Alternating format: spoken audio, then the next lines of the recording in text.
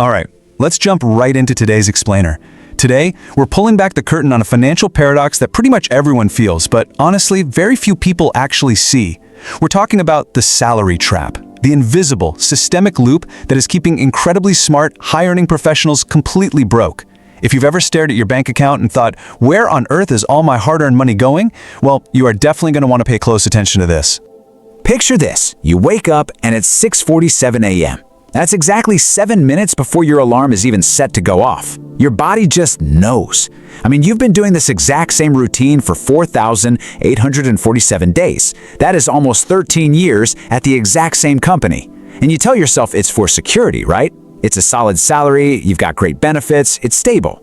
But as you lie there staring at the ceiling, there's this sinking feeling in your gut that you just cannot shake. You know the feeling. You're making way more money than your parents ever dreamed of, and yet, somehow, you feel more broke than you ever have in your entire life. It's incredibly frustrating, isn't it? Well, okay, let's dive into this, because as we'll see today, this feeling isn't a coincidence. It is entirely by design, and understanding how this mechanism works is your very first step to actually escaping it.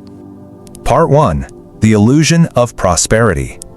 To really grasp how this machine operates, let's look at a real-world example of the system's favorite trick. Meet Sarah. She's 34 years old, pulling in about $85,000 a year. Now, on paper, Sarah is doing fantastic. She's sitting comfortably in the top 20% of earners in her country. By every conventional metric out there, Sarah should feel rich. But there's a massive emotional disconnect happening here, because she absolutely doesn't feel rich at all. Let's break down the math.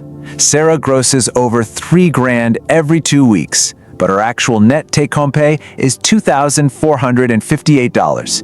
And this net number? This is exactly where the system begins its incredibly clever trick. Now, what's really interesting about this is that the system doesn't just hand Sarah her money and say, hey, you decide what to do with this. Instead, it automatically fragments her cash across all these invisible channels before she even has a chance to really see it. Think about the breakdown. Rent instantly swallows $1,200. That's nearly half her take-home right off the bat. Her car, insurance, and gas pull $550. Groceries and eating out take another $400. Utilities, her phone plan, and all those sneaky little monthly subscriptions drain another $260. By the time Sarah actually gets a moment to process her paycheck, she has already spent $2,410 of it. She is literally left with just $48 for an entire 2 weeks. But here's the absolute psychological genius of this trap. Sarah doesn't actually experience this as deprivation. And why is that? Well, because she's got a nice apartment, she drives a reliable car, she can afford her streaming services. You see, the system gives you just enough comfort to stop you from asking why you aren't building actual wealth. We call this the illusion of prosperity. Because the money comes in as a lump sum, but leaves in dozens of small, automated pieces, her brain is completely tricked into feeling successful. She has a lifestyle for sure, but she has absolutely zero wealth. Part 2. The golden handcuffs. Let's move to and see how this builds over time, turning into what we call lifestyle inflation. This is how the system ensures you stay entirely dependent on that bi-weekly paycheck. So you get an education, maybe take on some debt, and you get a job to pay it off. Fast forward to year 3, and boom, you hit a $60,000 salary. Suddenly you can afford a nicer apartment, so you upgrade. Your car payment jumps from $200 to $400. Then by year 5, you're making $90,000. So what happens? Your rent creeps up to $1,600, and you get an even nicer car with a $500 payment. Every single bump in salary feels like freedom, but it's actually just tightening the noose. And honestly, this brilliantly illustrates why your income level doesn't protect you. We all just assume more money automatically fixes the problem, but human psychology actually forces us to see financial progress as upgrading. A CEO making $500,000 a year is fundamentally just as trapped as an employee making $50,000. If the CEO's lifestyle requires $450,000 just to keep the lights on, your salary does not determine your freedom. Take my friend David, for example. David is a tech worker, comfortably pulling in 6 figures. Now, he already had the $400,000 house, the 2 car payments, the kids in private school. He was terrified to ever quit his job. Then the golden moment arrived. David got a $20,000 raise. He felt so relieved. He really felt like he'd finally won the game. But let's look at what actually happened. Almost instantly, his adjustable rate mortgage went up. His oldest kid suddenly needed braces. He traded in the old car for a new one because, hey, the old one needed repairs anyway, right? And just like that, poof, the money was totally spoken for. This right here is the system's most insidious trick. Your obligations will always increase faster than your income grows. It basically ensures your financial stress stays exactly the same no matter how many promotions you get. So, I want you to be completely brutally honest with yourself for just a second. If you walked into your boss's office tomorrow morning and quit your job, just handed in your badge and walked out the door, how many months could you actually survive on what you currently have? If your answer is less than 3 months, you are in the trap. But hey, don't panic, because you are far from alone.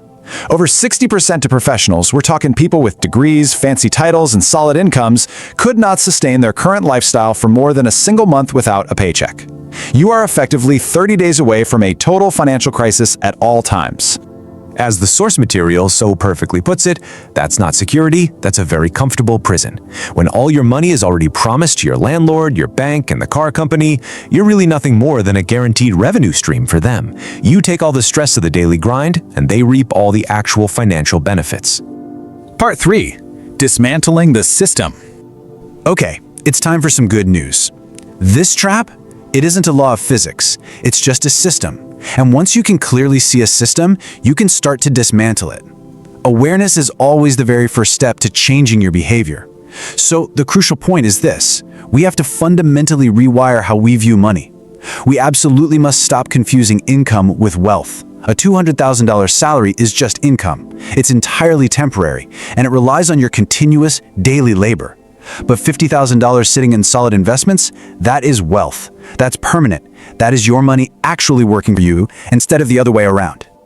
Breaking this cycle really comes down to 3 distinct, actionable steps. Step 1. Attack the gap. You have to get ruthless and intentionally force your expenses to be lower than your income. Step 2. Redirect that newly created gap into assets that actually pay you instead of liabilities that drain you. And step 3. Build optionality. Save up 3 to 6 months of living expenses. Doing this creates a massive, powerful buffer between you and the system. And the moment you have that optionality, something almost magical shifts in your psychology. You're no longer choosing mere comfort, you're choosing actual freedom. When you don't desperately need that next paycheck just to survive the month, you can negotiate harder, you can take calculated risks, and you can comfortably walk away from any situation that no longer serves you. The people who escape the salary trap aren't necessarily smarter or luckier than anyone else. They simply woke up and realized that the system was keeping them just busy enough not to get rich. So I'm going to leave you with this final thought as we wrap up today's explainer. Take a hard look at your bank accounts, look at your daily routine, and ask yourself, are you actually building wealth, or are you just exhausting yourself to maintain a lifestyle?